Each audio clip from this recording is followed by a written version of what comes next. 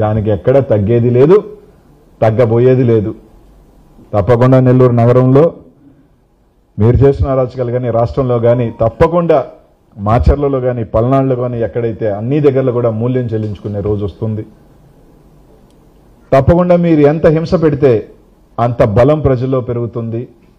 పెన్నెల సోదరులకు కానీ రామకృష్ణారెడ్డికి కానీ వాళ్ళకి కూడా తాత్కాలికమైన ఇబ్బందులు పడుతున్నప్పటికీ బంతిని మీరు కింద కొడితే ఎంత పైకి వేగంగా వస్తాడో తప్పకుండా ఆ సోదరులు కూడా మళ్ళీ మాచర్ల నియోజకవర్గంలో జెండా ఎగిరే రోజు తొందరలోనే ఉంది, వస్తారు. అందరికీ కూడా ఒకటే చెప్తా ఉన్నాం, ధైర్యంగా ఉందాం.